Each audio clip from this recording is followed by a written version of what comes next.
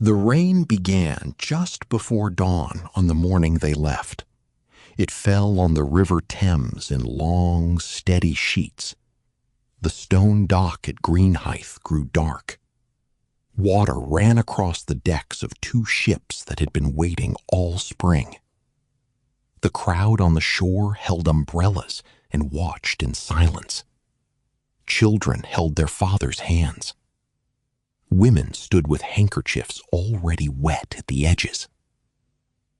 The rain fell on wool and wood and metal, and the men on the ships moved through it as if they had already forgotten what dry ground felt like.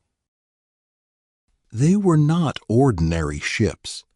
HMS Erebus and HMS Terror had been built for war, bomb vessels designed to fire heavy mortars at coastal defenses, their hulls reinforced to withstand the recoil of guns that could send a shell over the walls of a fortress.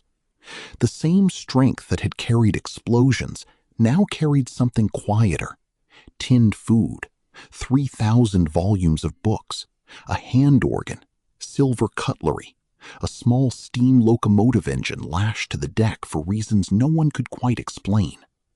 The hulls were sheathed in iron at the bow, designed to crush through ice. The wood was thick enough to stop a cannonball. No one had asked whether it was thick enough to stop the Arctic. Erebus and Terror were not built for exploration.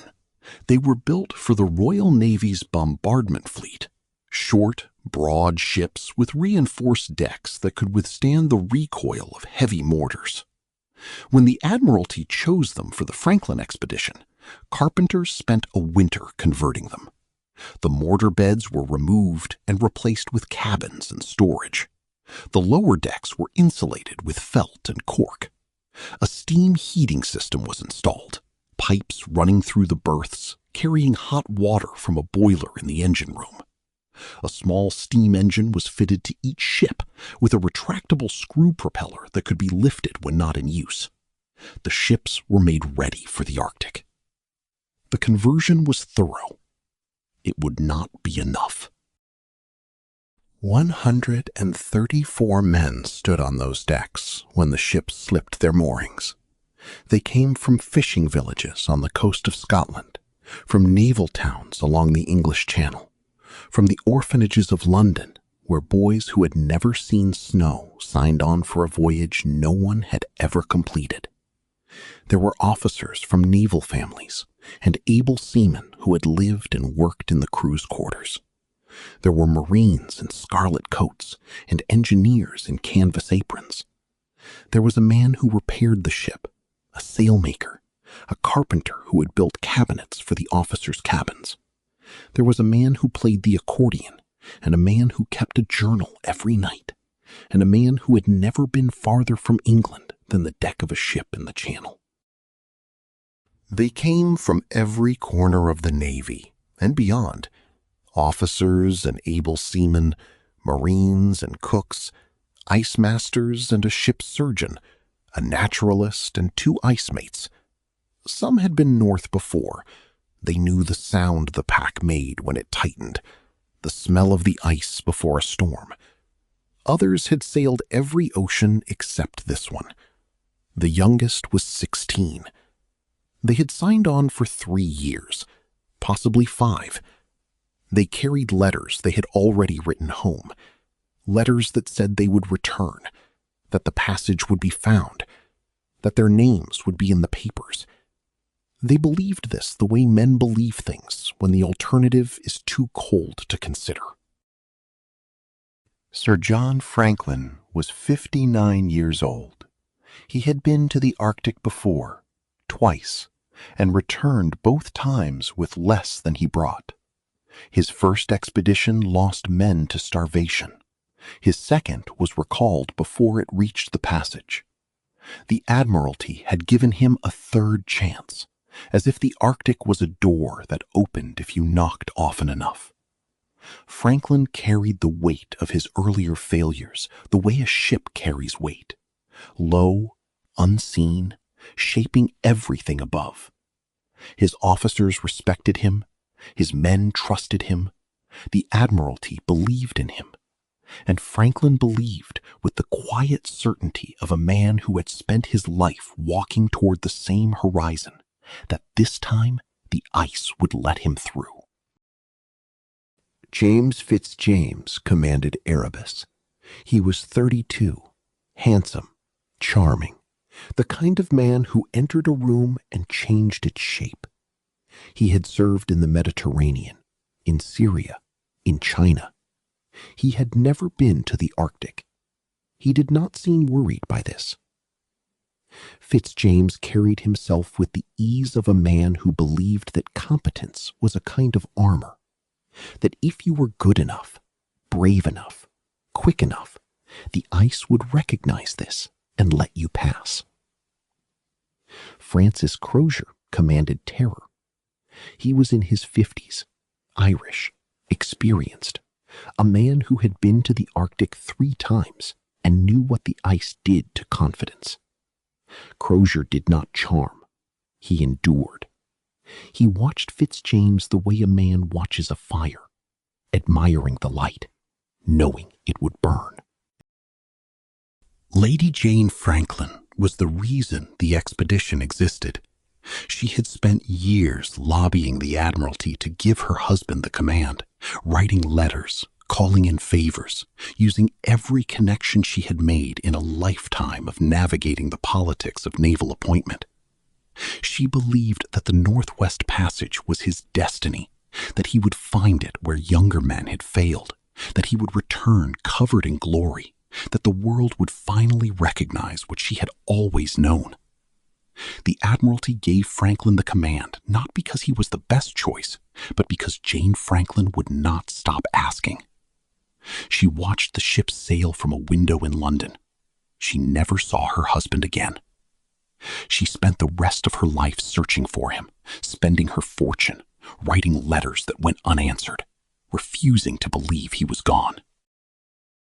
They carried everything a civilization might need to survive.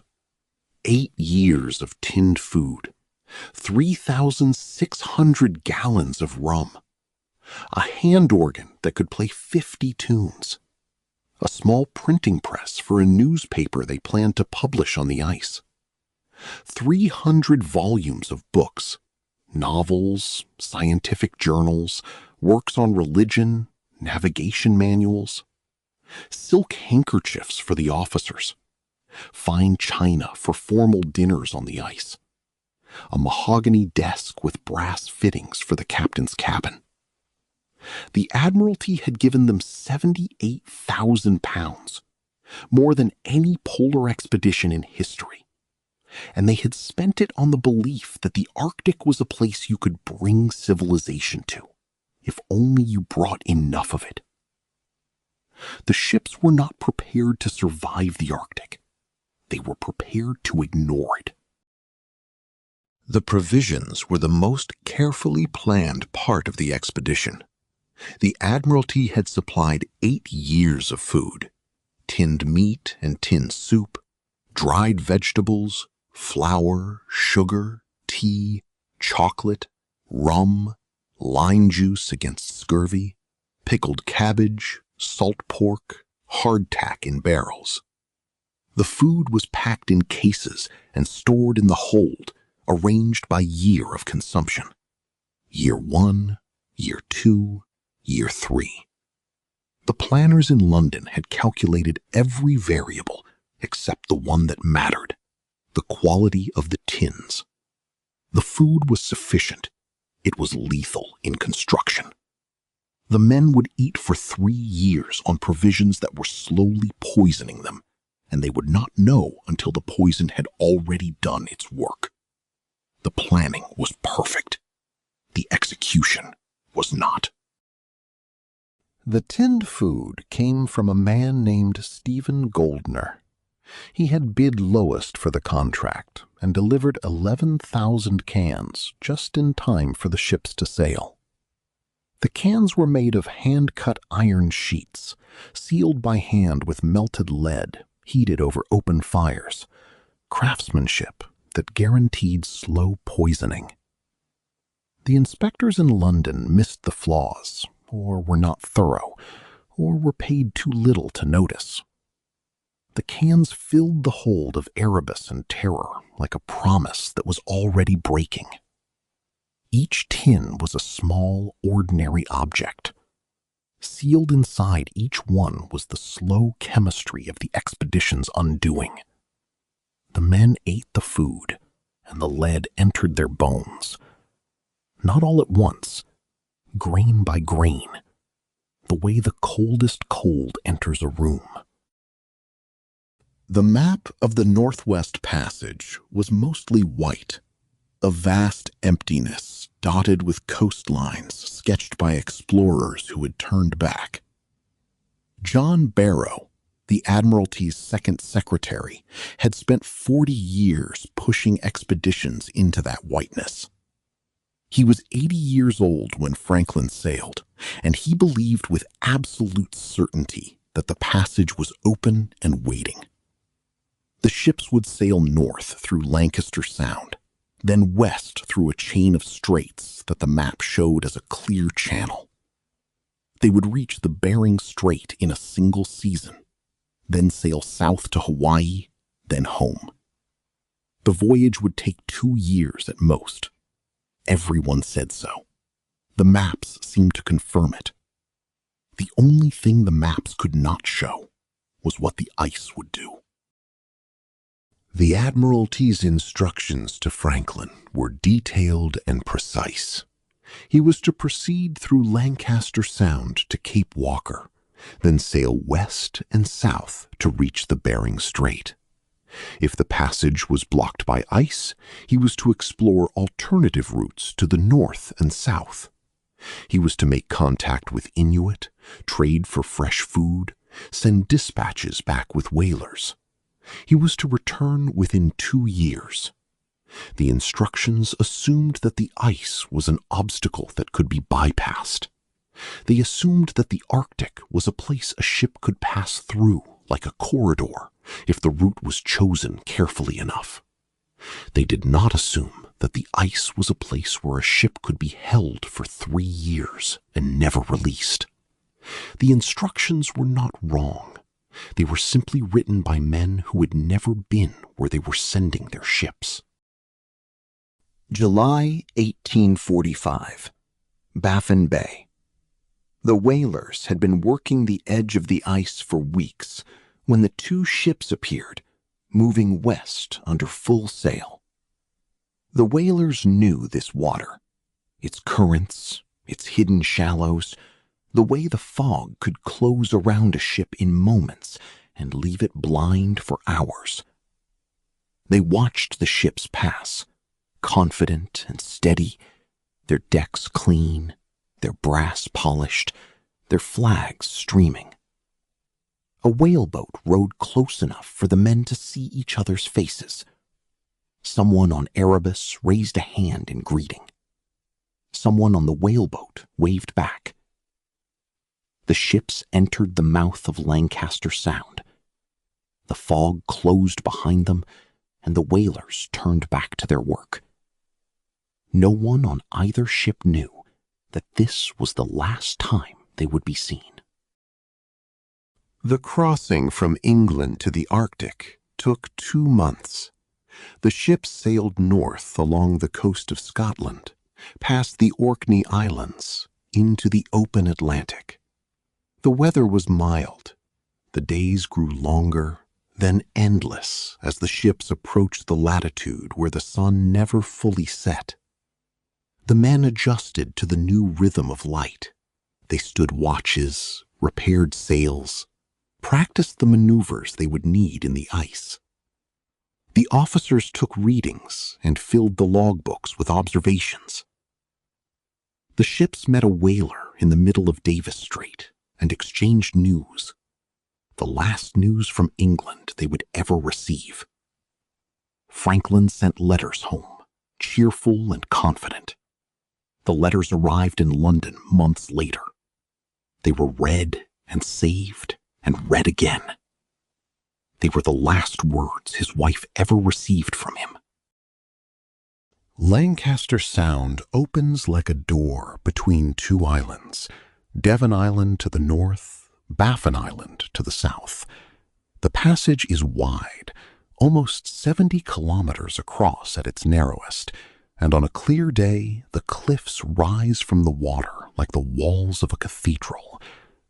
The ships sailed into this corridor with the wind behind them, the water calm, the sky a pale gray that seemed to absorb sound.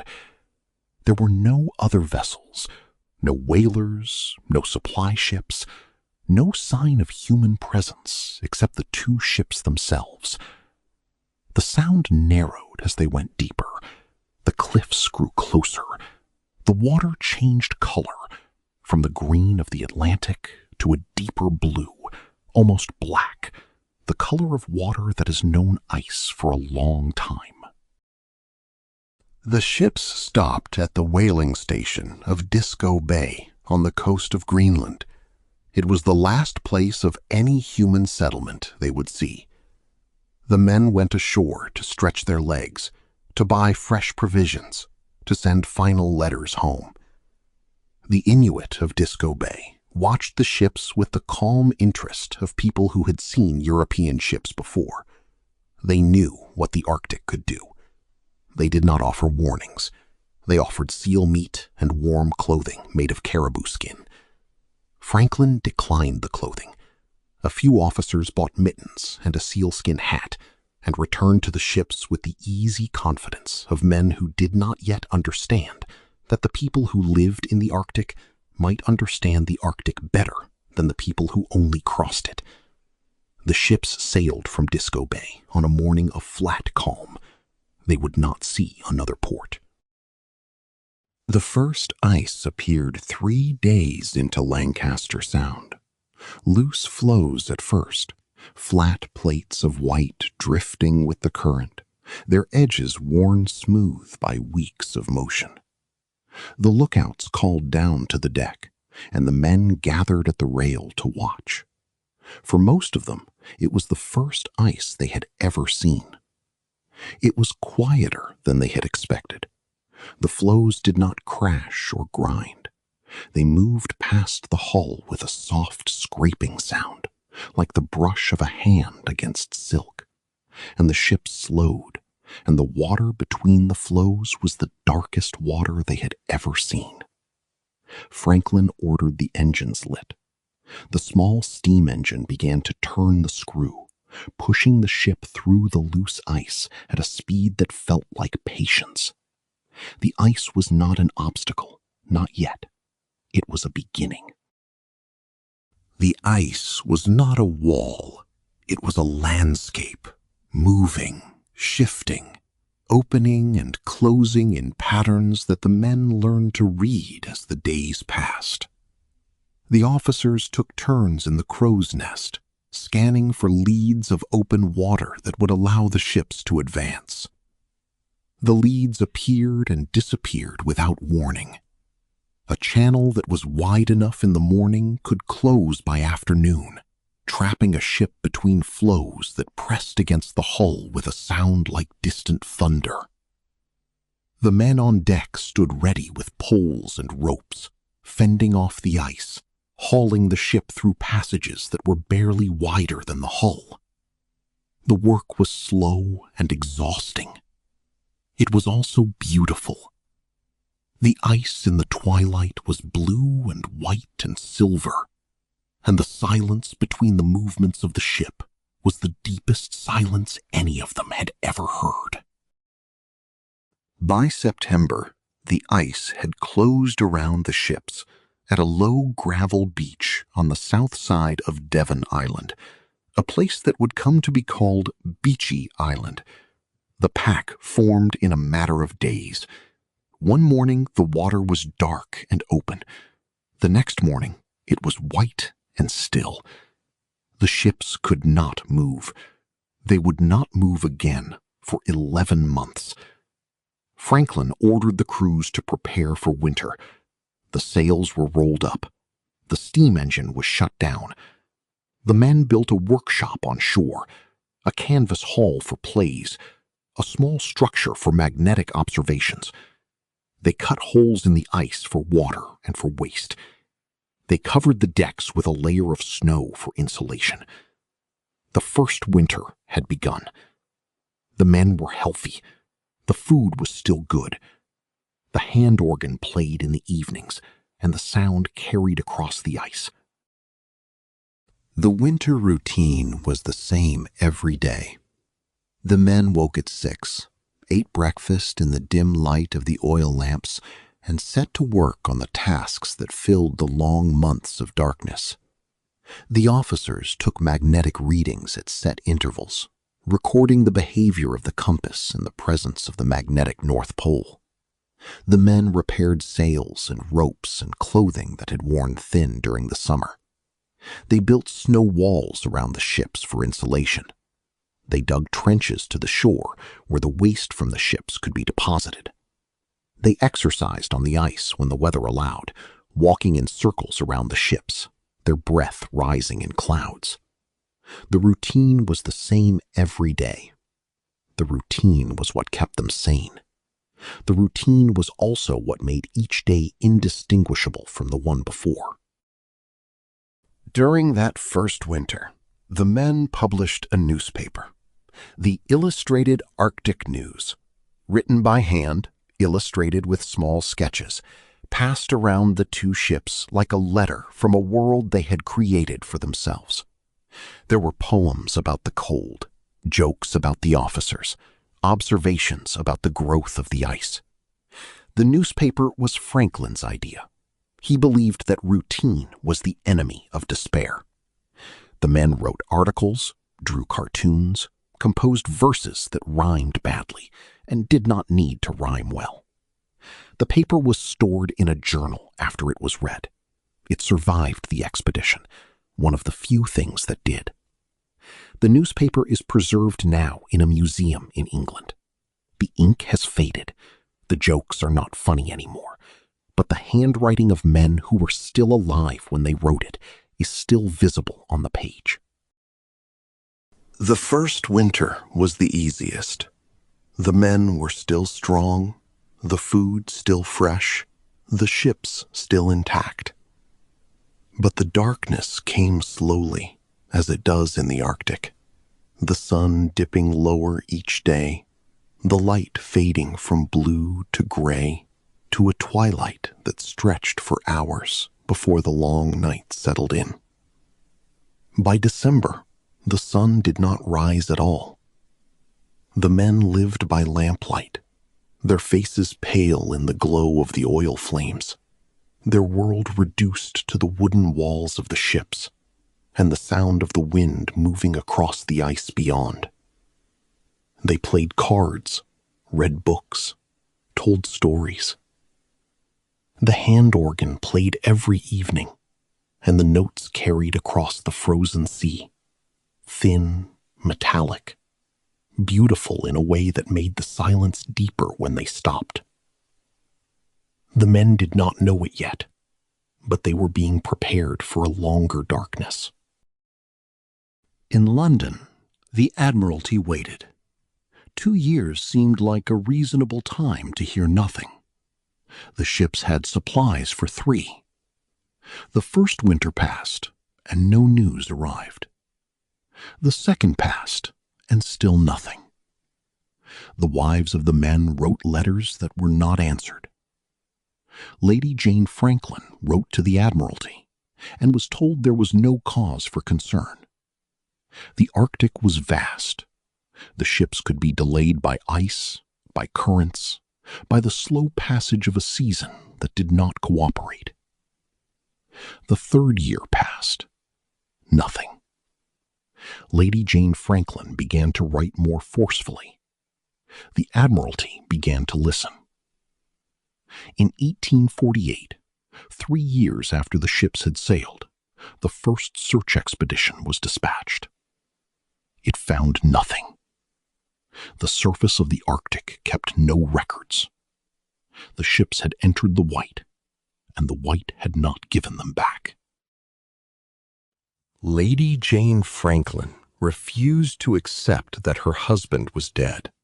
She wrote to the Admiralty, to the Prime Minister, to the Queen, to anyone who might have influence. She spent her own money financing search expeditions. She offered a reward for anyone who found the ships or the men or any trace of what had happened.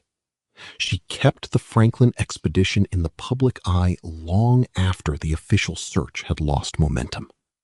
The Admiralty grew tired of her letters. The public grew tired of the story. But Lady Franklin did not stop.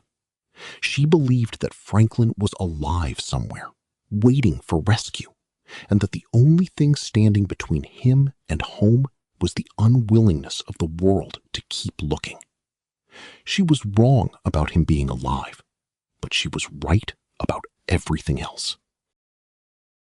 Over the next 12 years, more than 30 expeditions searched for the Franklin expedition.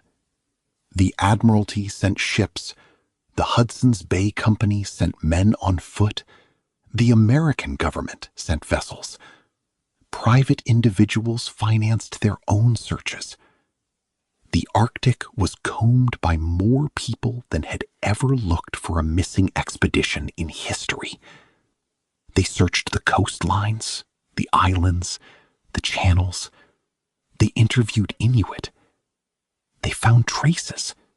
A grave on Beachy Island, a piece of wood on a shore, a story told by a hunter on the ice. They never found the ships. They never found Franklin. The map of the search is covered in lines that go everywhere and end nowhere. The disappearance of the Franklin expedition became a public obsession. The newspapers printed maps of the Arctic, diagrams of the ships, engravings of Franklin's face. The public followed the search expeditions the way they followed wars, waiting for dispatches, scanning the columns for names, hoping for word that the men had been found alive on some distant shore. The hope lasted for years. It faded slowly. When John Ray returned with the Inuit testimony about the fate of the expedition, the public refused to believe it. The story was too terrible. The account of survival and starvation and the last resort of desperate men was not what they had been prepared to hear. The denial lasted for another generation. The Franklin expedition became a myth, not because it was unknown, but because the truth was too uncomfortable to accept. The surface of the Arctic kept nothing. No wreckage floated, no bodies washed ashore. No survivor walked into a whaling station or an Inuit camp or a Hudson's Bay Company post. The Arctic absorbed 134 men and left no trace on the surface. The search parties walked the beaches of King William Island and found scattered relics, a spoon, a button, a fragment of cloth, but they never found a single body intact. The surface is an open archive, exposed to wind and light and the movement of ice, and it does not preserve. It only passes. The ships sailed into the white, and the white closed behind them, and the surface was smooth again. The story was already below. It had always been below. The story that everyone knows, the departure, the last sighting, the search, is the surface of the Franklin expedition. It is the part that lives in daylight, in documents, in the memory of a nation that sent its ships and waited for them to come home. But the surface is only the first layer. Below it, the shore holds graves the permafrost has never released. Below that, the ice holds the evidence of a march that no one survived. Below that, the breath of an entire people holds a story that paper could not carry. And at the bottom, in water so cold it cannot sustain decay, the seafloor holds two ships that have been waiting for 170 years. The descent begins here. Each layer is deeper than the one before. The ships wintered at Beechey Island, a low gravel spit on the north side of Lancaster Sound. The ice formed in September and held until the following August. For 11 months, the men lived on the ships, while the world outside became a single color, white, in every shade, from the gray-white of the sky to the blue-white of the pressure ridges, to the flat white of the snow that covered everything. They did not suffer. They had coal for the stoves, and food from the tins, and rum to warm them in the evenings. They built a workshop on the beach and a small observatory for magnetic readings. They performed plays in a canvas hall that someone had brought from England for exactly this purpose. The hand organ played in the evenings, and the notes carried across the ice like something from a world that still had music in it. Beechey Island is not a welcoming place. It is a low gravel spit connected to Devon Island by a narrow strip of land that disappears under snow for most of the year. The beach is stones, rounded by the movement of ice, gray and smooth and cold to the touch. There is no soil. There are no trees. In the brief summer, a few patches of moss and lichen appear, clinging to the rocks in shades of green so pale they are almost gray. The birds nest on the cliffs above, seabirds, gulls, the birds that live at the edge of the ice, and their calls are the only sound that breaks the wind. The men who wintered here did not choose this location. The ice chose it for them. They made the best of a shore that had never welcomed anyone. 3 men died that first winter. John Torrington, 20 years old, a petty officer from the cotton mills of Manchester. John Hartnell, 25, an able seaman from Kent. William Brain, 32, a Marine from the farms of Somerset. Tuberculosis, pneumonia, the ordinary illnesses that follow men into the cold and find them there. They were buried on the beach in the permafrost, and the permafrost did something that no one expected. It preserved them. The cold that killed them also held them, frozen, sealed, kept in a state that time could not reach. Their shipmates carved headboards from packing crates and painted the names in white. The headboards are still standing. 170 winters have not erased them. The names are still legible. The funerals were held on the beach, in the wind, with the ice stretching to the horizon behind the mourners. The graves were cut into the permafrost, a slow, brutal task that left the men who did it exhausted and aching. The coffins were made from packing crates, the wood still bearing the stenciled labels of the supplies they had once contained. The chaplain, if there was one on the island that winter, read the service quickly, the pages of the prayer book fluttering in the wind. The men stood in a circle, their faces turned away from the wind, their breath rising in clouds. The coffin was lowered. The frozen gravel was shoveled back into the hole. The headboard was hammered into place. The men returned to the ships. The grave was covered with snow within hours. The permafrost sealed it. The headboards were made from packing crates and scrap lumber that the men found on the ships. The wood was smoothed, the edges rounded, the surface prepared for the paint that would carry the names into permanence. The letters were carved first, slow work in the cold, with a knife that had to be sharpened again and again as the wood stiffened in the freezing air. Then the paint was applied, white against the dark grain, filling the carved letters so that the names would remain even after the wood itself had begun to weather. John Torrington, John Hartnell, William Brain. The headboards lean slightly forward now, as if listening to the ground beneath them. The permafrost has shifted. The wood has settled. The names have not.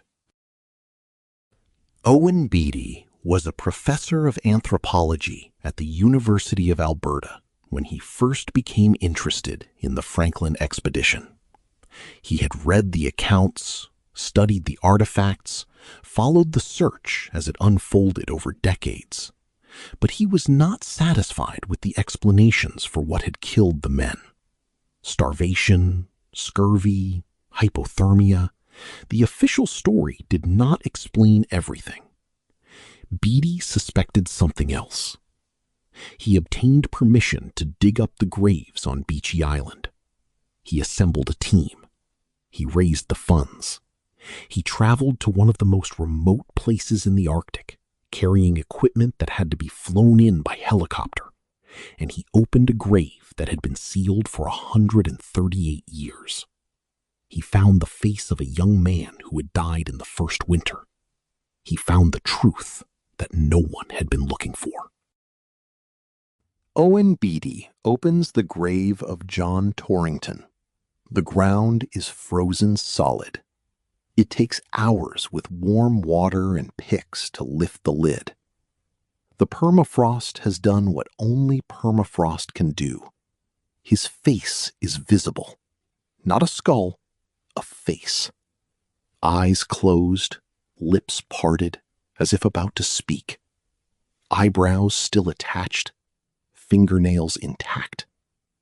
The face of a 20-year-old man who died 138 years ago, and he could be sleeping. The cold has held him without decay, without change, held him the way the shore holds what falls on it, which is completely. The face became the most photographed image of the expedition. Not Franklin's face, which was never preserved. Not Crozier's face, which was never found. But Torrington's face, a 20-year-old petty officer, preserved by the permafrost for 138 years. His eyes closed, his lips parted, his eyebrows still attached, as if he were about to speak. The photograph circulated in newspapers around the world. It became the image that people remembered when they thought of the Franklin expedition. Not the ships, not the note, not the search, but the face of a young man preserved by the cold, waiting in the ice for someone to open his grave and see what the shore had kept. The autopsy took place in a tent beside the grave. Beatty worked slowly, aware that he was handling a body that had been untouched for more than a century.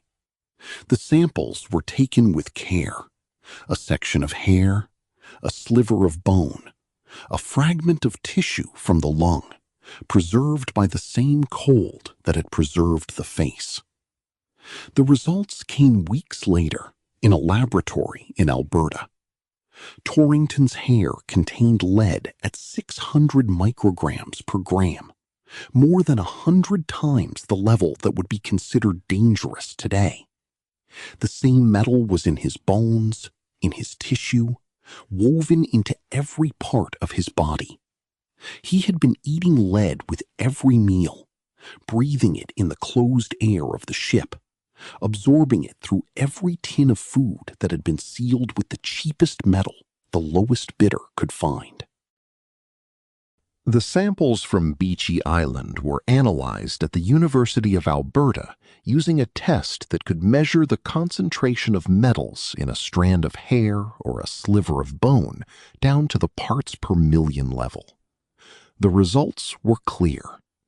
Torrington's lead levels were 600 micrograms per gram. Hartnell's were comparable.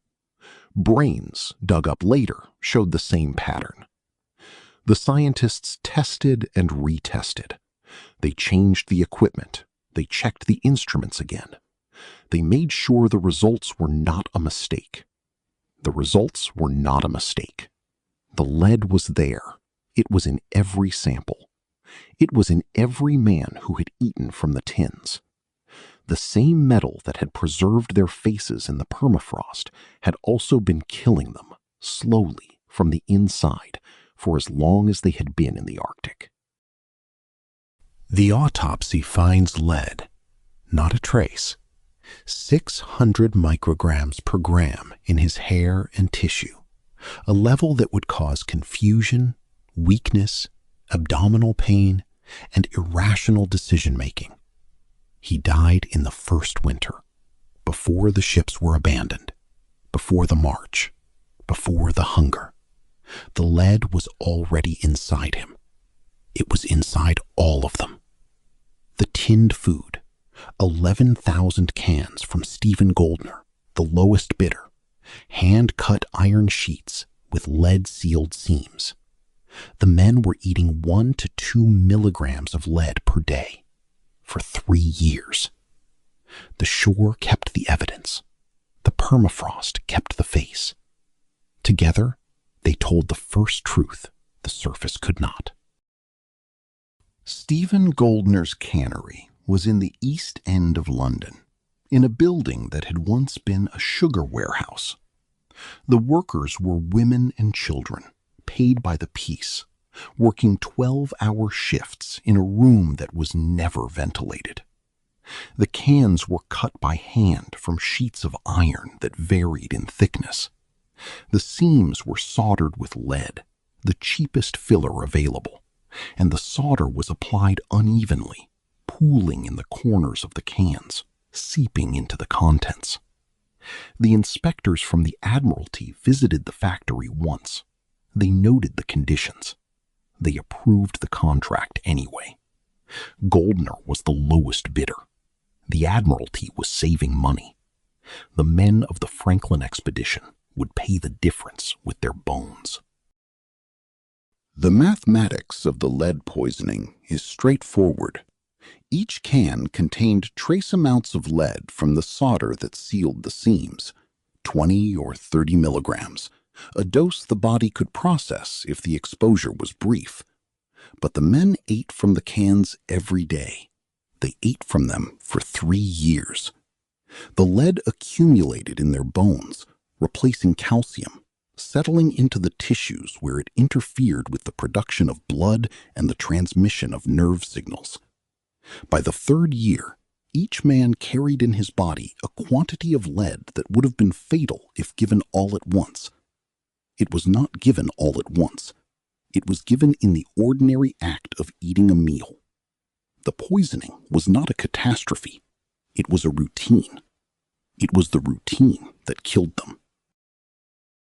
The ships left Beechey Island in the summer of 1846, when the ice finally released them. They sailed south and west through a narrow channel that would later be named after one of the men who searched for them. The ice caught them again in September, off the coast of King William Island, and this time it did not let go. The ships drifted with the pack for months, carried by currents that no one had charted, moving slowly south while the men waited, and the tins leaked, and the lead accumulated in their bones. The second winter was harder than the first. The men were thinner. The food was beginning to spoil. The officers noticed that the crew was making mistakes they would not have made a year before. The Arctic was not attacking them. It was waiting. After leaving Beechey Island, the ships sailed west into the open waters of the Parry Channel. The ice caught them in September, off the coast of King William Island. For the next 19 months, the ships drifted with the pack. The movement was slow, 1 kilometer a day, sometimes less, but it was relentless. The ice carried the ships south along the coast of King William Island, past the place where the Inuit would later report seeing them, toward the point where Crozier would finally decide to leave. The drift was not random. It was the current's decision. The ships went where the ice took them. The ice took them to a place where the surface ended, and the story descended. The men could do nothing but wait. The third winter was the hardest. Franklin died on June 11th, 1847, suddenly, of what no one knows. A heart attack, a stroke, the lead, the stress of command in a place that gave no ground. His body was never buried in a marked grave.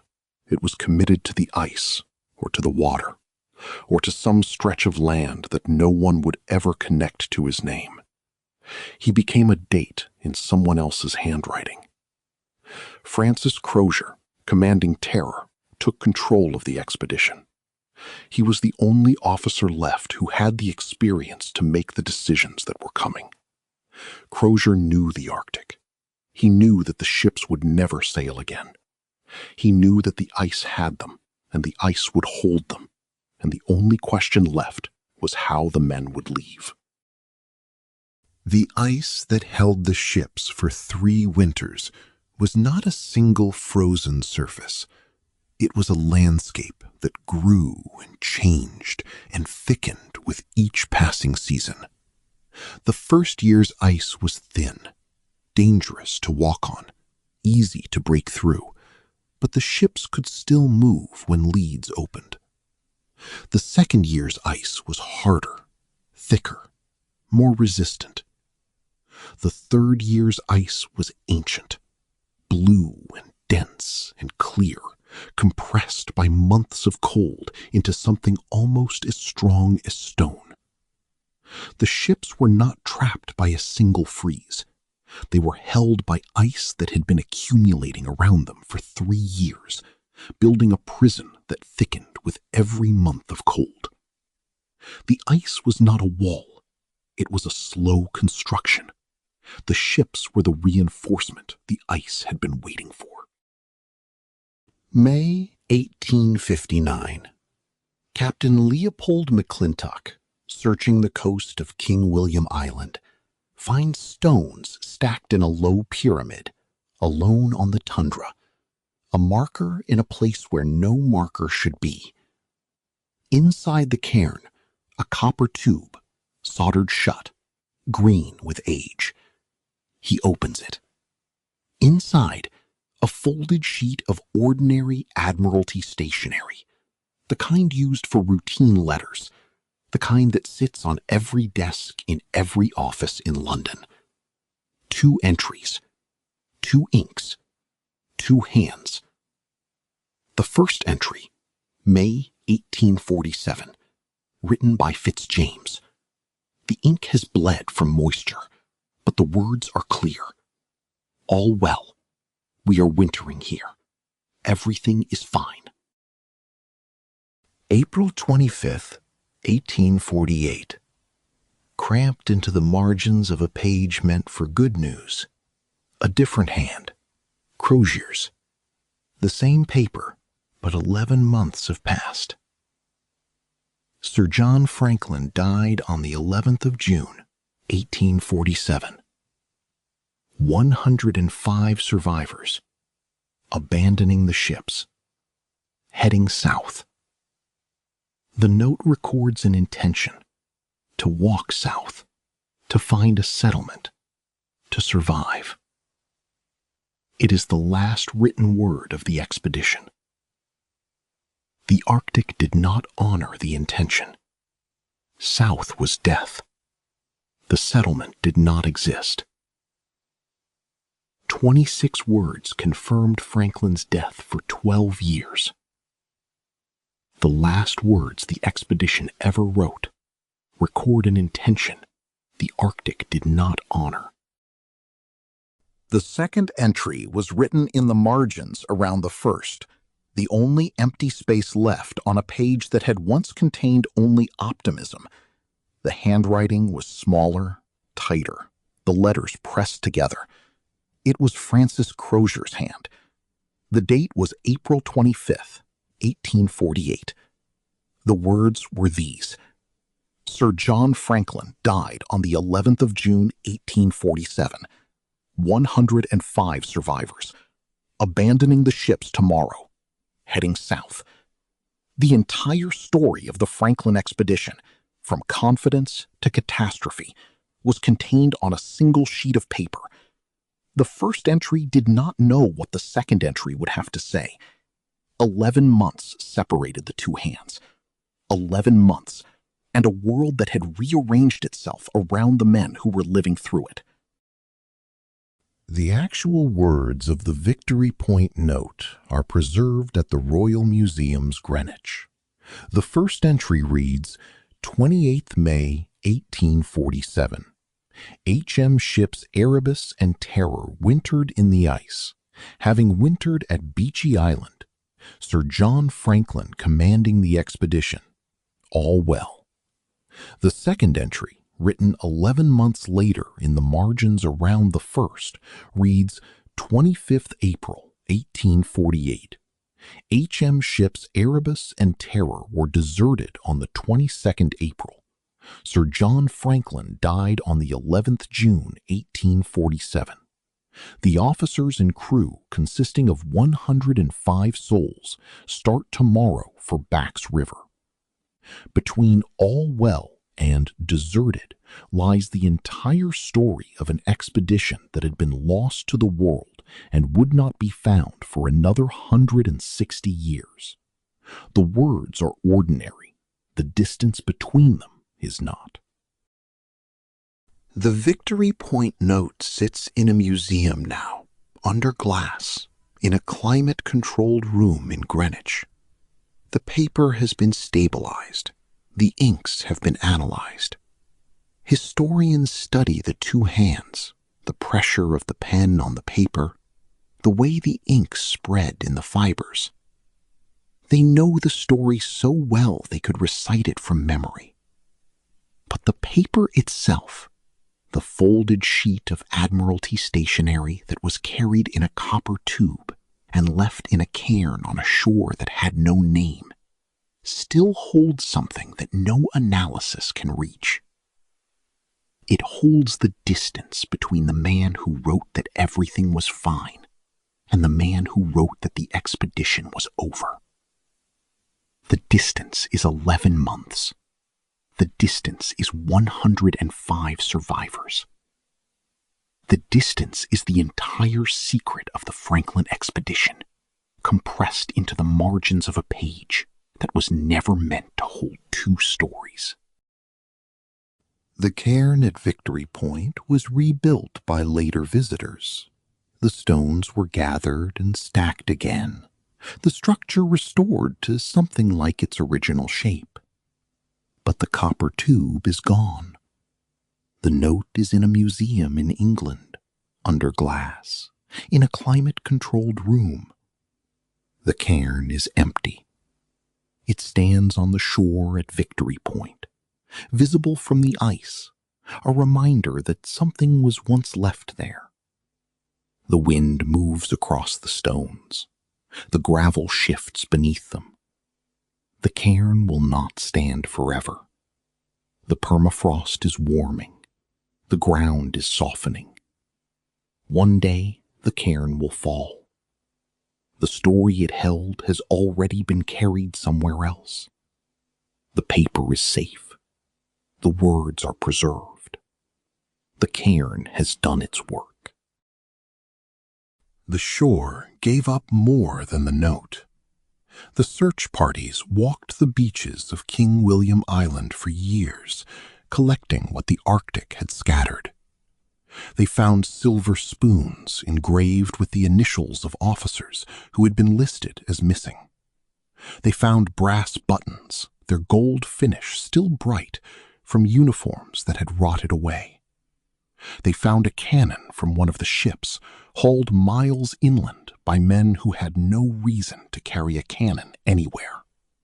They found a small wooden box containing a set of surgical instruments.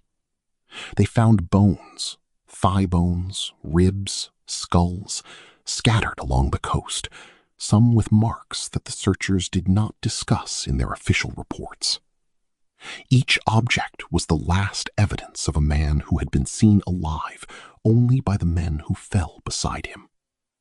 The shore is an archive without order. The Arctic does not arrange its collection. It only keeps.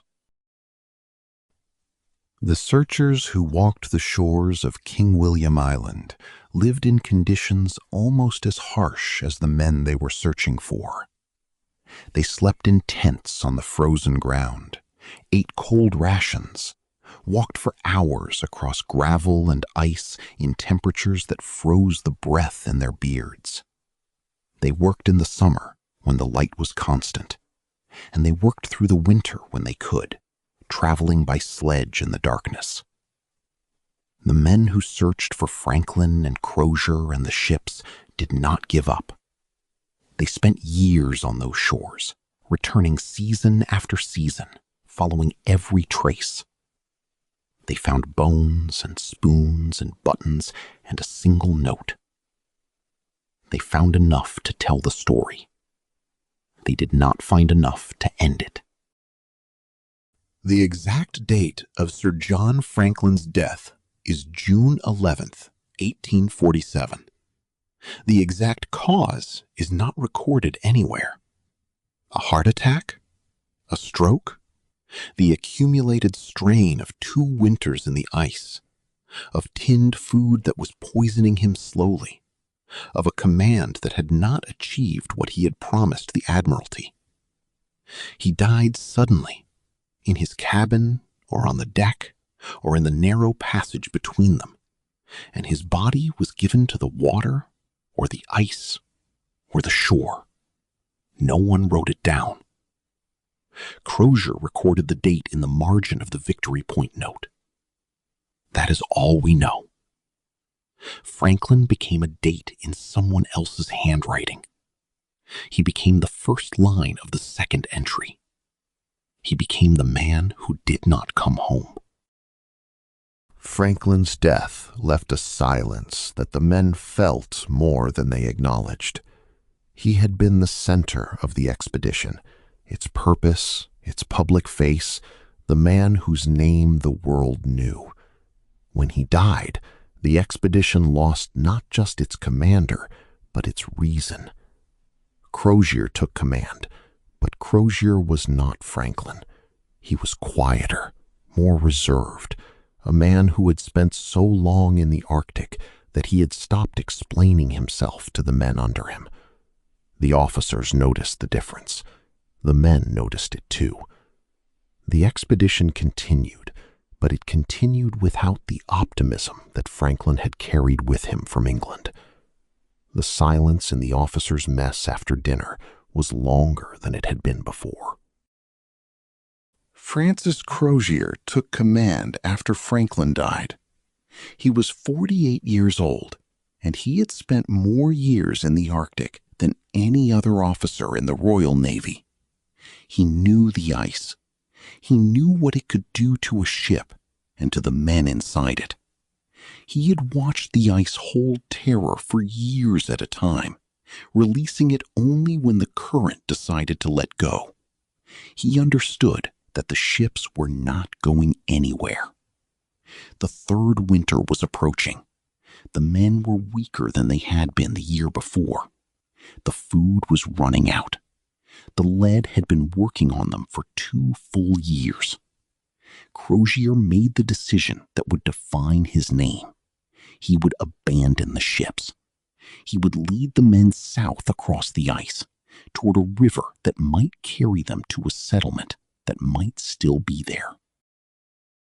Francis Crozier had spent more time in the Arctic than any officer of his rank. He had served under William Edward Parry, the greatest ice navigator of the age, and under Sir John Ross, who had spent 4 winters trapped in the ice and survived. Crozier had seen men go mad in the darkness.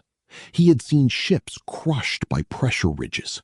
He had seen scurvy turn a man's gums to sponge and his joints to constant pain. He knew what the Arctic could do because he had watched it do those things. He also knew that survival was a matter of patience, of waiting, of conserving strength, of making decisions that would be judged not in hours, but in months. He brought this patience to his command of the Franklin expedition. He brought it too late. April 22nd, 1848. 105 survivors. Crozier signs the note. He writes the words that will be found 11 years later in a cairn on a shore that none of the men who are about to walk will ever reach. The note says they are leaving. It does not say where they are going. It does not ask for rescue. It is a report filed in the closest thing to a mailbox the Arctic could provide. The men prepare the sledges. They load the 3 boats. They gather the food, the instruments, the objects they cannot leave behind. Crozier watches them from the deck. The sound of boots on frozen wood. The sound of ropes being tightened. The sound of a world preparing to destroy itself slowly, one step at a time, across the white. Before the decision was signed, Crozier gathered his officers. He told them what they already understood. The ships were not going to move. The ice held them and would not release them. The food was running out. The men were weakening. There was one option left: abandon the ships and march south. The officers around the table listened in silence. They did not argue. They did not propose alternatives. They nodded, one by one, and Crozier wrote the note that would be sealed in a cairn on a shore that none of them would ever reach. The council was brief. There was nothing to discuss. The ice had made the decision for them. Crozier's hand simply recorded it. The night before the abandonment was the quietest night the ships had known. The men packed their belongings in silence, choosing what to carry and what to leave behind. The officers packed their journals, their instruments, the small personal objects that defined their lives. The men packed extra socks, extra mittens, the things that would keep them alive a little longer. The ships were darker than they had ever been. The lamps went out one by one. The only sound was the ice moving against the hull, a sound like someone breathing in sleep. The men lay in their bunks, listening, waiting for the morning that would end the world they had built on the ships.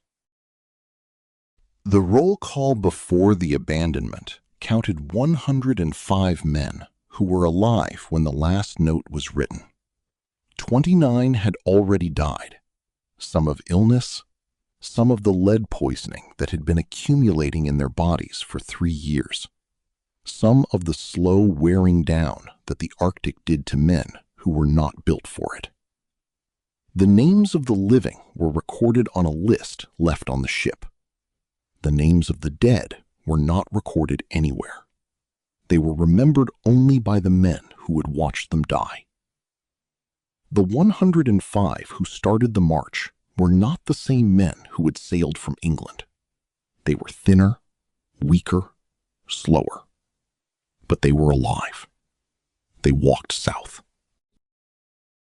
The boats on the sledges were the heaviest things the men carried. Each boat weighed 800 pounds, and the sledges that carried them weighed nearly as much. The boats were designed for open water, for the rivers of the Northwest Territories, where the ice would give way to current, and the current would carry the men to safety. But the ice had not given way. The nearest open water was months away. The men would pull the boats until they could not pull them any more. The boats would be abandoned when there was no one left to pull them. 3 wooden hulls on the ice, upside down, waiting for a sea that would not arrive until the men who needed it were gone. The sledges were built for the Arctic, Long, narrow frames of ash and hickory, lashed together with rawhide that contracted in the cold and held the joints tight. The runners were faced with steel, ground smooth, designed to slide across the ice with the least possible friction. Each sledge could carry more than 1,000 pounds. The men pulled them in teams of 6 or 8, the ropes cutting into their shoulders through layers of wool and canvas. The sledges carried everything the men needed. They also carried the things the men could not leave behind: the hand organ, the silver, the portrait in its frame. The sledges carried the weight of a civilization that was already gone. They carried strange things onto the ice. The hand organ that could play 50 tunes, carried on a sledge that could have held food instead. Silver cutlery from the officers' mess, wrapped in cloth, stuffed into pockets. A small library of books, pages damp, spines cracked. A portrait in a silver frame that an officer had carried from his cabin. The men were carrying the symbols of a life they were leaving behind, as if the weight of a silver spoon might remind a man who he still was, even as the ice was taking everything else. The search parties found the hand organ later, abandoned on the ice, frozen solid. They did not understand why it was there. They did not understand that the men who carried it were not trying to survive. They were trying to remain themselves. The ships were left intact. Crozier ordered that the hatches be secured and the remaining supplies stored below, in case anyone returned. The ships were not stripped. They were left as they were. Cabins with their furniture in place, the galley with its pots still hanging, the officers' quarters with their books on the shelves. The men took what they could carry and left everything else. The ships sat in the ice for months after the abandonment, drifting with the pack, their decks empty, their cabins dark. Then the ice released them. They sank. They settled on the seafloor in water so cold that nothing would disturb them again. The silver spoons are the most telling objects the search parties found. Not because they are beautiful. They are ordinary. The kind of spoons that officers used for daily meals, marked with initials to prevent confusion. But the spoons were found along the route of the march, some in pockets, some half buried in gravel, some lying beside the bones of the men who had carried them.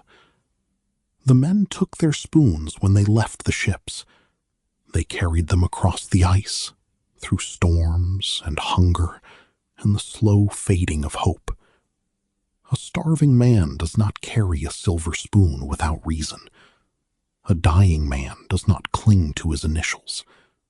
But they carried them until they could not carry themselves. The spoons stayed on the ice. The men stayed with them. The march went south, not southwest, where the known channels might have led to open water. Not southeast, where the coast of the mainland offered shelter. South. A straight line across the ice, as if the men were following a compass bearing that had locked and would not release them. The men were walking toward a river that the Admiralty's maps showed clearly. A river that did not exist in the place the maps showed, so far from where they were walking that they would starve before they reached it. The maps were wrong. The lead was working. The men walked south because south was the direction that seemed most like a way out. The ice was not leading them. It was receiving them. The rhythm was the same every day. Wake in the tent, eat the cold rations, pack the sledge, walk. The boots broke through the crust of the snow with every step. The sledge runners scraped against the ice. a long, low hiss that never varied. The men walked in silence. There was nothing to say. The officers walked at the front, setting the pace. The sick walked in the middle, supported by the men beside them. The strongest walked at the back, pushing when the ice rose into pressure ridges. The rhythm did not change. The line moved south. The men fell. The line moved south. The ice held the footprints for a few hours. Then the wind erased them. The weather during the march was not extreme by Arctic standards. There were no blizzards that raged for days, no storms that pinned the men in their tents. The weather was ordinary: snow, wind, cold. The ordinary weather was the worst weather the men could have faced. It was cold enough to freeze the breath in the lungs. It was windy enough to lower the temperature by another 10 degrees. It was gray enough to make direction impossible to determine. The men walked in a world without color, without landmarks, without change. The weather was not dramatic. It was relentless. The pressure ridges were the worst obstacles. The ice moves with the current and the wind, contracting and expanding against itself. Where it meets resistance, it buckles, rising into ridges of broken blocks, some as tall as a man, some as tall as a house, stretching across the pack in lines that could not be avoided. The men dragged the boats over these ridges. They unlashed the loads, carried them piece by piece up the slope, hauled the boats over the crest, then reloaded and moved on. A single ridge could take an hour to cross. The men were already starving. The ridges did not care. The ridges were the ice reminding them that it would not let them pass. The camps were set up wherever the men stopped. The tents were canvas, light enough to carry, fragile enough that a single tear could let in the wind. The men slept in their clothes, their boots on, their mittens on, trying to conserve the heat that their bodies were producing less and less of. Officers and men shared the same tents, the same suffering, the same silence. There were no fires. There was no fuel. The tents held the cold the way a cup holds water. The men lay in their sleeping bags, shivering, not speaking, waiting for the light that would mean another day of walking. The rations ran out before the march reached its destination. The men were on short allowance from the beginning, and the allowance grew shorter. The hardtack was frozen solid. The tinned meat was gone. The rum was gone. The men ate what they could find: lichen scraped from rocks, the remains of animals left behind by Inuit hunters, the leather from their own boots. The hunger was constant. It did not come and go. It settled in the body and became the background of every thought, every movement, every waking moment. The men were hungry in a way that none of them had ever been hungry before. The hunger made them slow. The cold made them slower. The cold was not a sensation. It was a condition of existence. The temperature during the march ranged from 20 below to 40 below, and the wind made it feel colder. The men's faces were covered in frost. Their eyelashes froze together. Their fingers lost sensation and did not regain it. Frostbite was a slow amputation, the tips of fingers turning white, then black, then falling off. The men did not complain. Complaining took energy. They walked, and the cold walked with them, and when they stopped walking, the cold was still there, waiting for them to stop moving forever.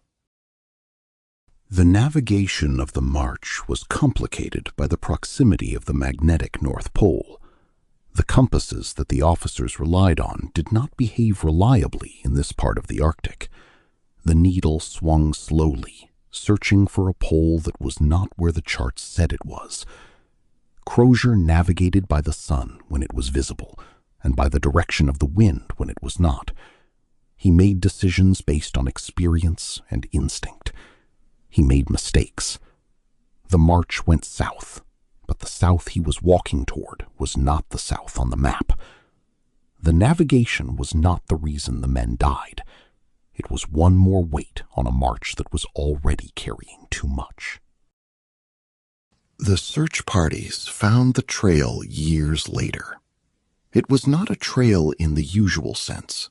It was a line of debris, a broken sledge here, a coil of rope there, a tin that had been punctured with a knife. The debris told a story of subtraction, of men carrying less and less, leaving behind the things that had once seemed essential, then the things that had seemed important, then the things they could no longer lift. The trail led south and stopped at a point on the coast where the debris thinned and the bones began. The search parties found one of the boats on the shore of King William Island. It had been turned upside down and left on the gravel, its keel facing the sky. Beneath the hull, the searchers found bones, arranged as if the men had lain down side by side, waiting together. The boat was intact. It had been carried across the ice, over pressure ridges, across stretches of open gravel, for miles. It was the heaviest thing the men carried, and they carried it to the end, and then they turned it over and crawled beneath it and lay down in the dark. The boat is in a museum now. It holds nothing. The bones were scattered along the final stretch of the coast. The search parties found them where the men had fallen, some alone, some in groups, some arranged as if the dying had gathered together. The cold had preserved them, but the weather had scattered them. The searchers collected what they could. Some bones were identified by the buttons or spoons found beside them. Most were not. They were packed in crates and shipped south. The bones that remained are still there. The Arctic does not release everything. The bones found on the coast were studied by scientists who examined the cut marks on the femurs and ribs. The marks were made by metal blades. They were made after death. The marks indicated that the living had done what the living must do when there is no other source of food. The evidence was clear and silent. The bones could not tell the story of the decision, the moment when the survivors looked at each other and understood. The bones could only show that it happened. The scientists published their findings as data, numbers, measurements, classifications. The data told the same story the bones told. The ice preserved the things that fell on it.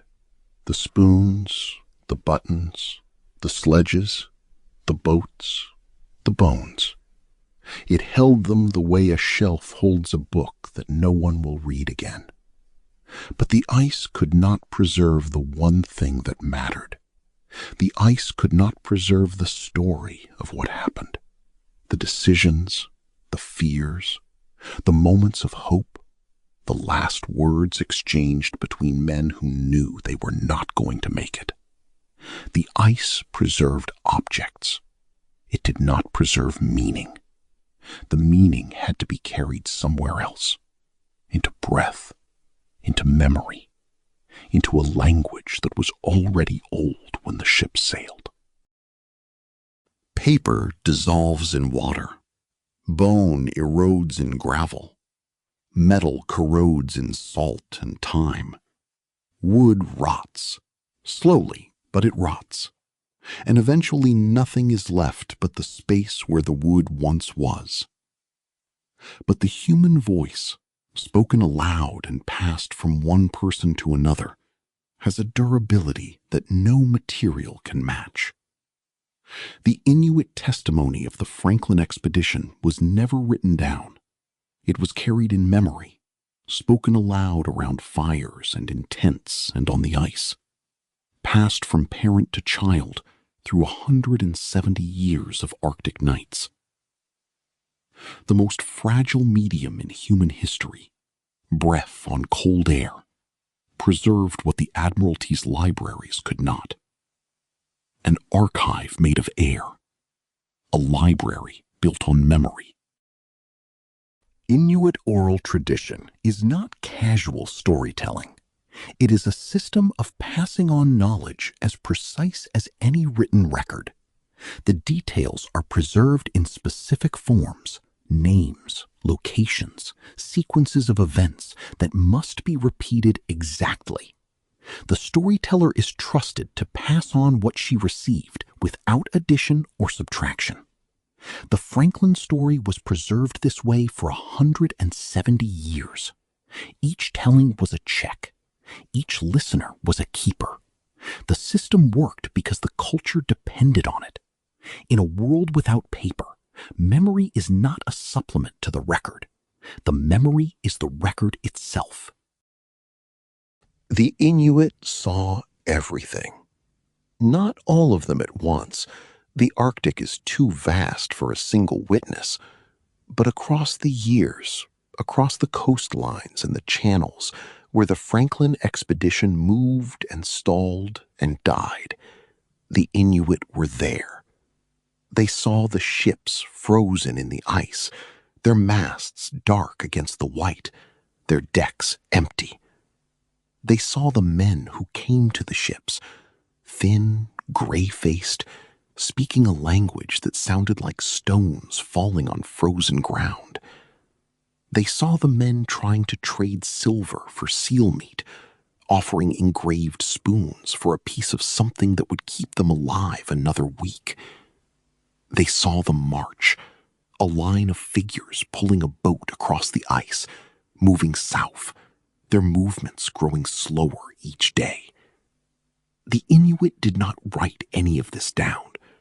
They told each other. The story was passed from one winter to the next. The first encounters were probably not dramatic.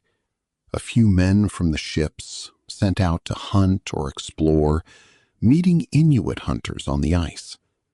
The language barrier was absolute.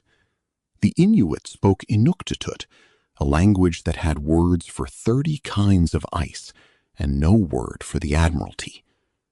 The Franklin men spoke English, a language that had words for the ambitions of empire and no words for the slow way the ice can kill. They gestured. They traded.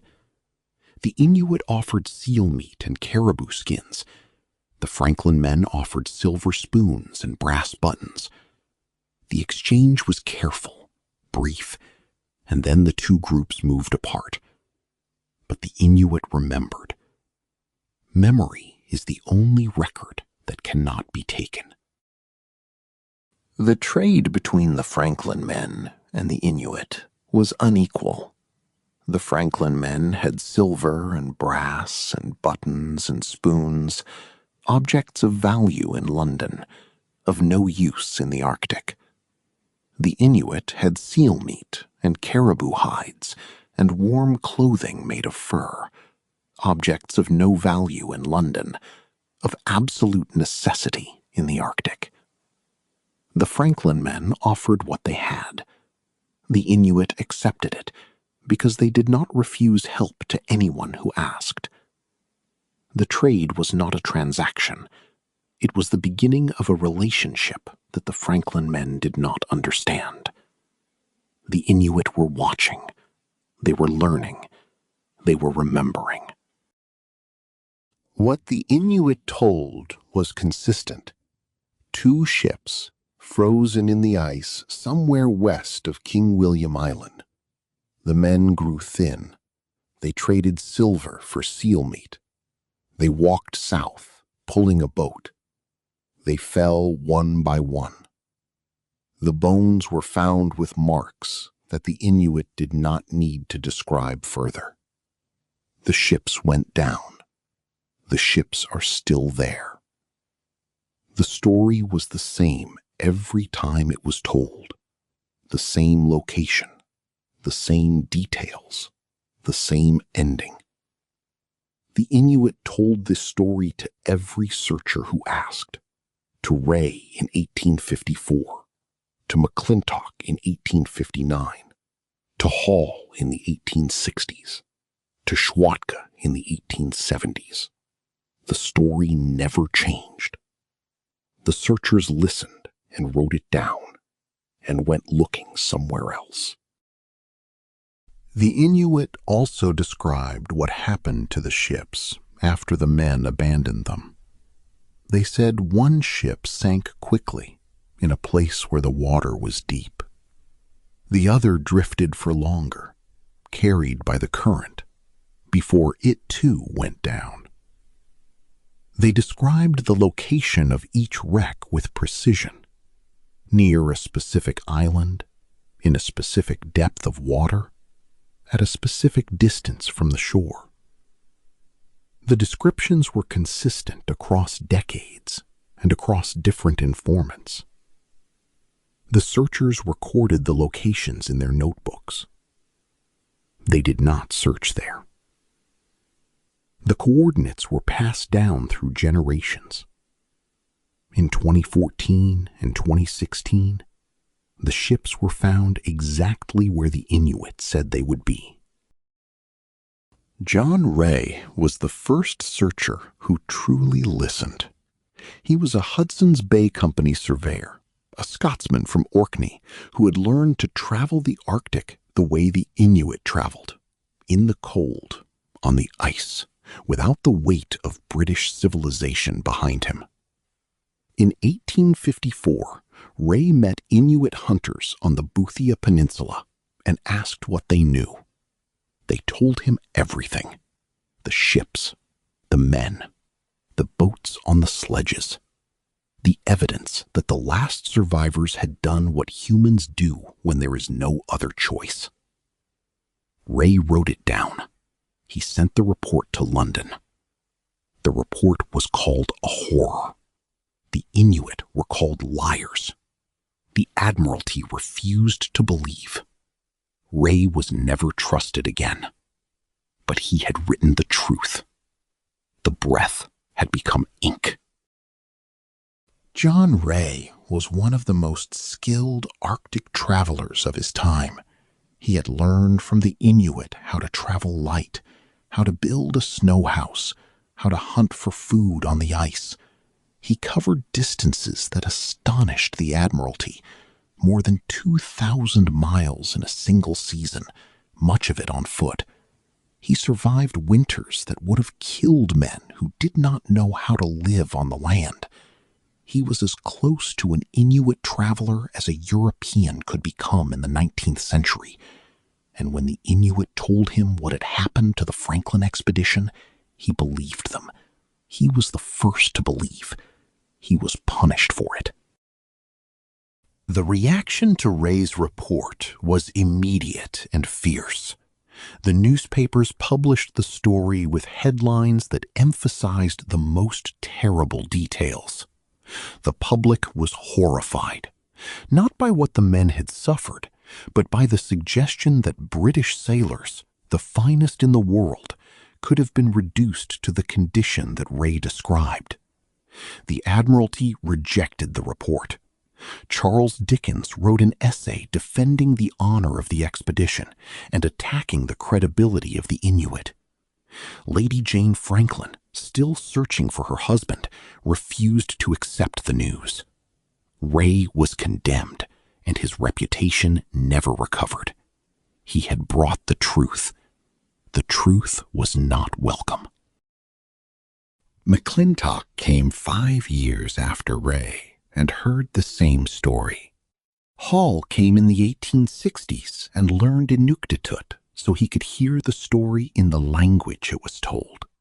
Schwatka came in the 1870s and spent 11 months living with the Inuit, following the trail of the Franklin expedition exactly where the oral tradition said it would be. He found bones.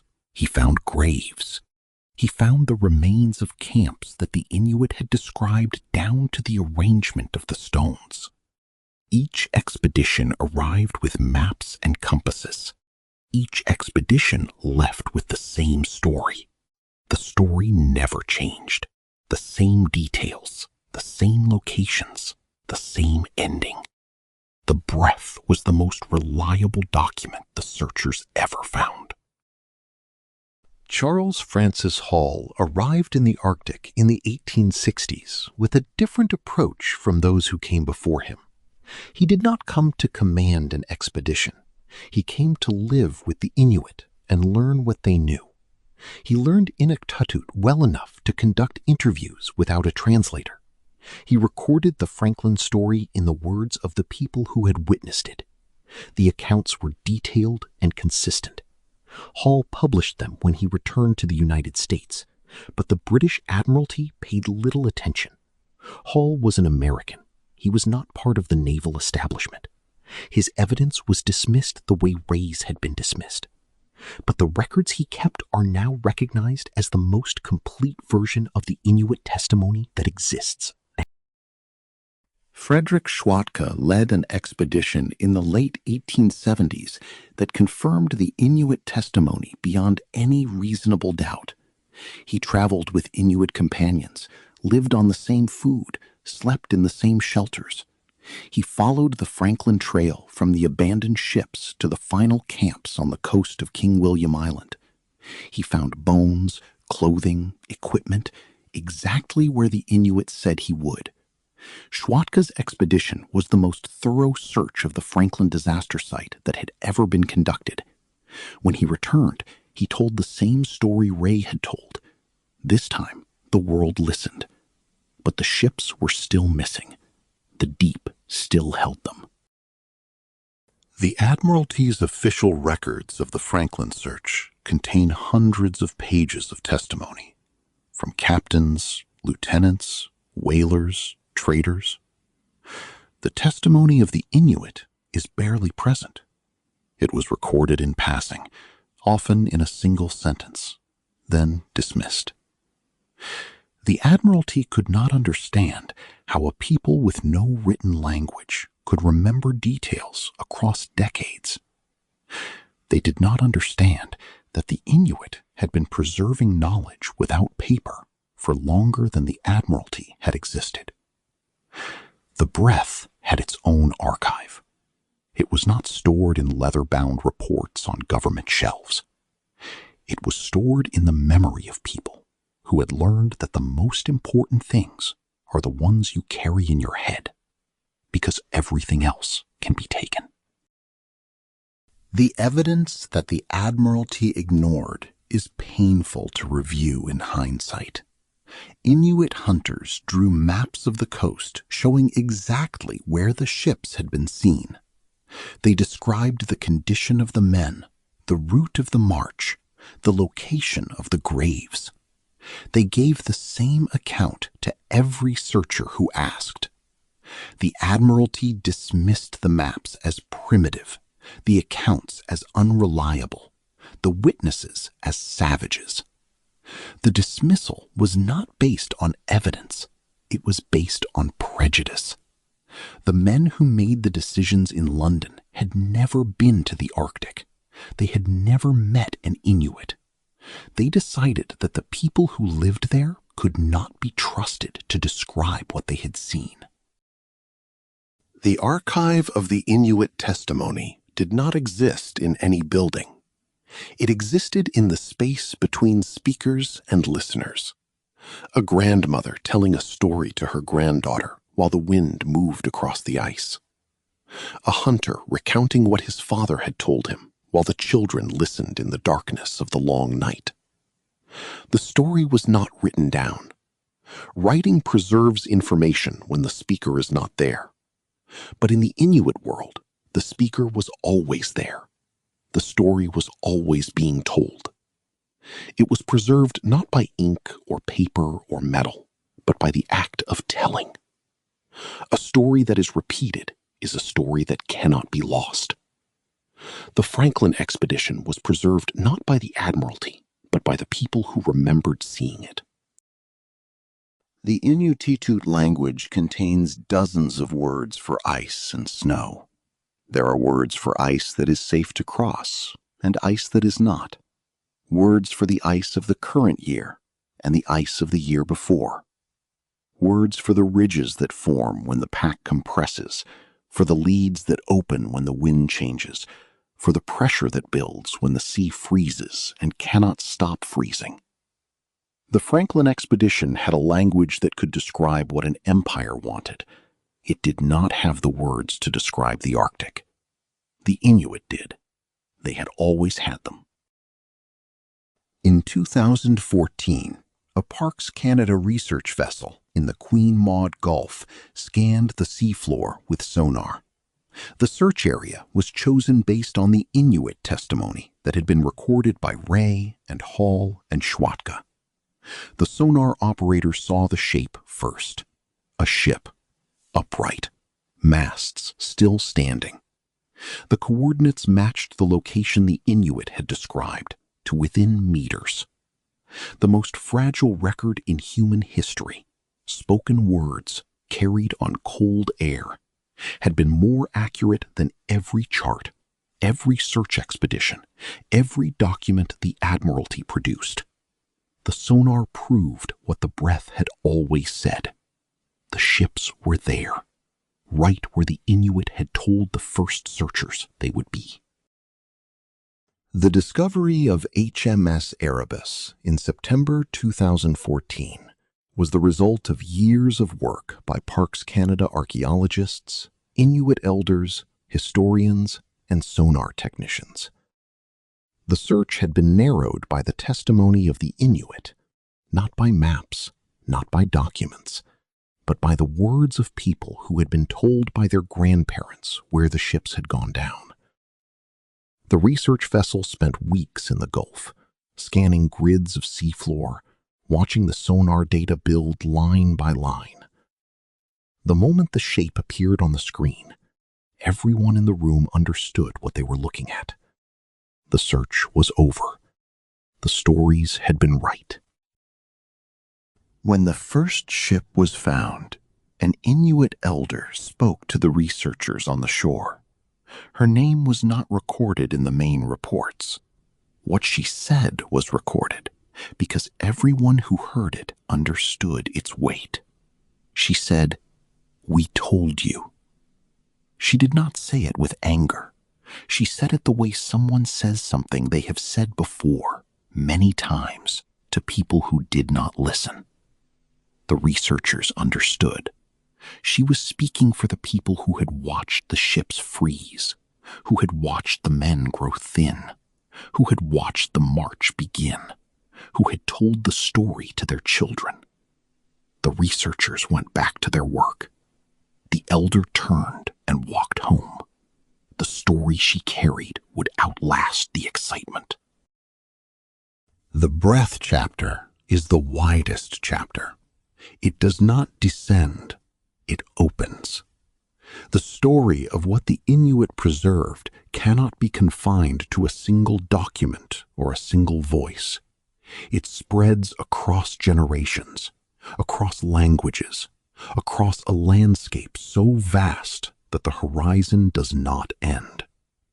The light in this chapter is the light of the Arctic summer, the midnight sun, the blue hour that lasts for weeks, the golden twilight that never becomes night. The chapter is a rest, a moment to breathe before the final descent. The Arctic is not only where things are lost, it is where things are kept. And what the breath kept is the most complete record of the Franklin expedition. Not in a museum, not in a book. in the memory of a people who never stopped telling the story. The breath chapter opened the story to its widest point. Now it narrows again. The descent resumes. From the widest horizon, the story turns downward, through the water that the Inuit described, through the cold that preserved the ships, toward the seafloor where the last layer waits. The light dims. The sound changes. The water is darker. The deep does not ask questions.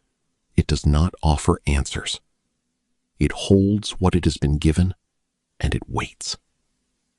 The descent is the last movement of the story. It is the quietest. It is the deepest. In the early 21st century, the search for HMS Erebus and HMS Terror resumed with new technology. Parks Canada led the effort, using side-scan sonar, remotely operated vehicles, and the accumulated evidence of a century and a half of searching. The search area had narrowed over decades. The relics on King William Island pointed to a specific region. The Inuit testimony pointed to the same region. Currents were modeled, ice patterns studied, the seabed mapped in sections. Each summer, the vessel returned and scanned another stretch of water. Each winter, the team analyzed the data and planned the next season. The search was patient. The ships had been waiting for a century and a half. They could wait a little longer. The technology that finally found the ships did not exist when the last search expeditions gave up. Side-scan sonar could image the seafloor in detail that earlier generations could not have imagined. The remotely operated vehicles carried lights and cameras that could see in water so dark that sunlight had never reached it. The search was not a matter of luck anymore. It was a matter of coverage, of scanning enough of the seafloor in enough detail until the shapes that did not belong to geology appeared in the data. The technology was precise. The search area was narrow. The ships were waiting. September 2014. The research vessel in the Queen Maud Gulf, west of King William Island, scanning the seafloor in a grid pattern. The sonar operator watched the data build, line by line, the contours of the seabed emerging from darkness. Then the line crossed something that was not rock or sand. The shape was too regular. The operator knew what he was seeing before he said it aloud. A ship. The hull was intact. The masts were still standing.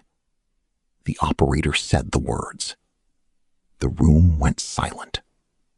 The search was over. HMS Erebus had been found. The sonar return was not enough to confirm the discovery. A remotely operated vehicle was sent down to verify. The ROV descended through 11 meters of water, its lights illuminating the water column in stages. First, the particles suspended in the current, then the seafloor, then the shape that the sonar had revealed. The camera sent back images in real time. The first image showed the hull, pale, intact, rising from the sediment. The second showed the deck. The third showed the nameplate, Erebus. The letters were green with age, but they were legible. The verification took minutes. The confirmation had taken 169 years. The ROV illuminated the hull in stages. First the bow, then the nameplate, then the deck. The wood was pale, almost white, where the current had scoured away the sediment. The brass fittings were green, but in place. The hatches were closed. The ship had settled on the seafloor upright, as if lowered into position by a hand that did not wish to damage it. The ROV moved along the deck slowly, recording everything. The images were sent to the surface, where the team watched in silence. The ship was not a wreck. It was a room left intact, waiting for someone to open the door. The nameplate of Erebus was one of the first details the ROV confirmed. The letters were still visible. HMS Erebus, stamped into brass that had been underwater for 169 years. The name was the same name that had left England in 1845, the same name that had been carried through the ice, the same name that had been recorded in the Victory Point note as abandoned. The nameplate proved that the ship was not a myth, not a story, not a hope. It was real. It was there. The men who sailed on Erebus had not disappeared into a legend. They had sailed on a real ship, and the real ship had been found. The ROV found the captain's cabin on the upper deck. The door was open. The lights revealed a room less like a shipwreck than a room left in haste with the intention of returning. A desk stood against the far wall, covered in a fine layer of sediment. Maps were spread across it, not legible anymore, the paper reduced to faint stains on the wood. Dishes sat on a shelf, arranged as if waiting for a meal that would never be served. A chair was pushed back from the desk, the way someone pushes back a chair when they stand to greet a visitor. The room was intact. It was empty. It had been waiting for 170 years. The sediment that covered everything inside Erebus was a fine sand, carried by the currents and settled over decades. It lay on every surface: the desk, the shelves, the dishes, the boots beside the bunks. It was not thick. It was a thin layer, like dust in a room that has been closed for years. The ROV's movements disturbed it, sending clouds of particles drifting through the water. The sediment was the only change that had occurred in the cabin since the ship sank. Nothing else had moved. Nothing else had decayed. The water was too cold for the organisms that consume wood and metal and cloth. The sediment settled. The ship waited. The closed drawer is the most important image in the story. It is a single drawer in a desk, in a cabin on a ship, that sank in water so cold that nothing decays. The drawer has been closed for 170 years. The ROV lights found it in 2014. The camera recorded it. No one asked to open it. There was no discussion. The drawer was closed, and it would remain closed.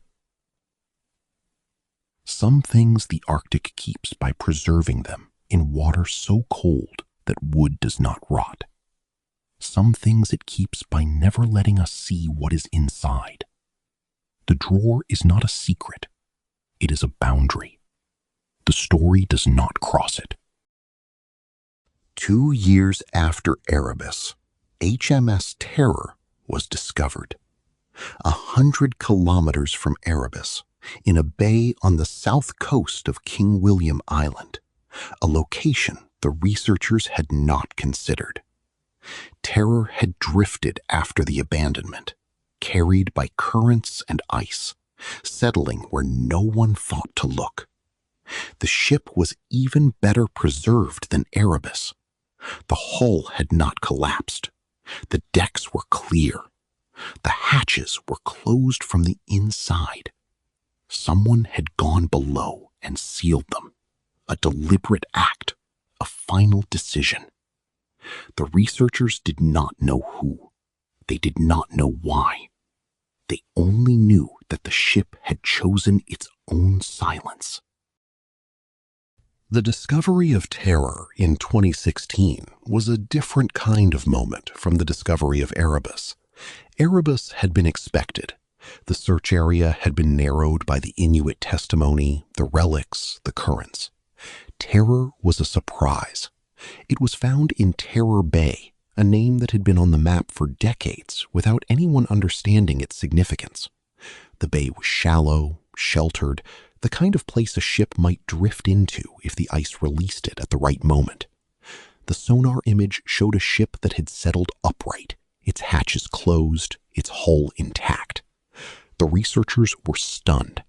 Terror had been waiting where no one thought to look, in a bay that had been named after it a century before anyone knew it was there. The hatches of Terror were closed from the inside. This detail was the most haunting of all the discoveries.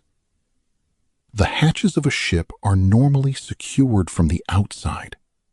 The last man to leave seals the ship. But Terror's hatches were sealed from below. Someone had returned to the ship after the abandonment.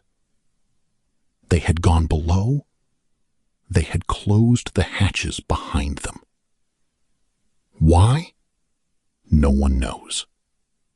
Perhaps they were seeking shelter from the ice and the wind. Perhaps they were making a final decision about where they would end their story. The hatches are still closed. The interior of Terror has not been entered. The decision made by the last man to turn the bolts has been respected for 170 years.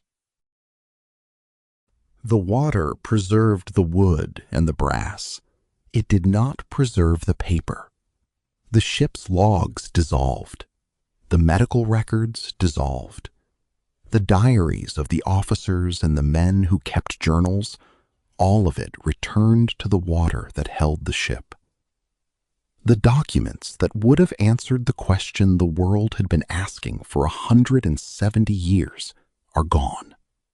They exist only as stains on the wood where they once lay. The seafloor kept the ship. It did not keep the words. The words had already been carried elsewhere, into breath, into memory, into a story that did not need paper to survive. Franklin's body has never been found. The grave that Crozier described in the Victory Point note, Sir John Franklin died on the 11th of June, 1847, was somewhere on the ice, and the ice moved, and the body moved with it, and no one knows where it finally came to rest.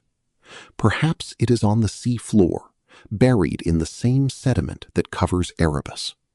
Perhaps it is still in the ice, a block of frozen seawater and organic matter, drifting so slowly no one noticed toward the Atlantic. Perhaps it was found by animals and scattered, the bones impossible to tell apart from the bones of the other men. Franklin is absence. He is the blank space at the center of the story. The man who ate his boots and survived. The man who was supposed to close the known. The man whose name is on every map of the passage. He is nowhere and everywhere, because his absence is what set everything else in motion. Crozier's remains have also never been identified. The man who signed the last note, the man who made the decision to abandon the ships, the man who was passed over for command and then given the worst command in naval history. He is still out there. His bones are somewhere on the shore of King William Island, or the mainland beyond it, impossible to tell apart from the bones of the men he led. No gravestone marks his resting place. No plaque marks his command. The only memorial he has is the note. His handwriting, compressed into the margins of Fitzjames's Hope, recording the death of Franklin and the deaths of 24 others, and the decision to march south. Crozier is the date in the margin. He is the hand that wrote the last word. And then he walked into the ice, and was never seen again. The deep does not distinguish between the famous and the forgotten. It holds them all with the same silence. Between the last word of the Victory Point note and the first sonar ping that found Erebus, there were 168 years, 61,000 days. In those days, the search expeditions came and went. The relics were collected. The bones were photographed. The theories were published and debated and discarded. Lady Jane Franklin died in 1875, still waiting. The Inuit testimony was carried in breath through 6 generations. The Victory Point note was placed under glass. The coffins on Beachy Island were opened and closed and opened again. And through all of it, the ship sat on the seafloor, upright, intact, waiting. The silence is not a gap. It is not a failure of the record. It is the space where the story happened, the space between what the men knew and what we know, between the last pencil mark on the chart and the first pixel on the sonar screen. The silence is the deepest part of the deep. We return to the drawer. The camera has not moved. The light has not shifted. The drawer is still closed. This is not a moment of discovery. It is a moment of stillness. The drawer is the point where the search ends, not because there is nothing more to find, but because finding everything would not make the story better. The drawer contains whatever it contains: letters, logs, nothing. And that is not the point. The point is that it is closed. Someone closed it 170 years ago, before leaving the cabin for the last time. And the only thing we have earned by finding this ship, by diving to this cabin, by shining this light, is the knowledge that the drawer is still closed, and the right to leave it that way. The Arctic kept this drawer closed for a reason. Maybe the reason was simply to teach us that some things are better kept, that not every silence needs to be filled, that the deep is not a mystery to be solved. It is a place to rest. The deep kept the ships. It kept the maps on the table, and the dishes on the shelves, and the drawer that will never be opened. It kept the man who returned to terror and closed the hatches from within. It kept Franklin and Crozier and the 134 men whose names we know and whose faces we can only imagine. The deep kept the silence between the last word and the first ping, a silence so long that the world changed completely around it. Empires rose and fell. Wars were fought and forgotten. Every person who had ever seen Erebus and terror on the surface of the water was dead, and their children were dead, and their children's children were old.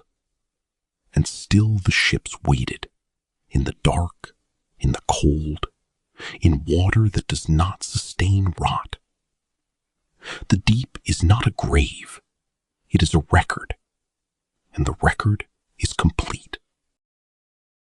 This is where the story rests, not in the paper that will dissolve, not in the bone that will wear away, not in the metal that will rust. The story rests in the drawer that stays closed, in the ships that stay upright, in the breath that stays alive, carried now by people who were not born when the ships were found, and who will carry it to people who have not yet been born. The story rests in the silence that follows the last word, the same silence that followed the first word, the silence that was always there, before the expedition, before the search, before the discovery. The Arctic does not hold the story in its ice or its water or its permafrost. It holds the story in what it does not say. The silence is not empty. It is full, full of everything the deep kept and everything we chose not to disturb. The silence is the deepest truth the Arctic has. And now, as the light fades and the water closes and the deep takes back what it has always held, the silence returns.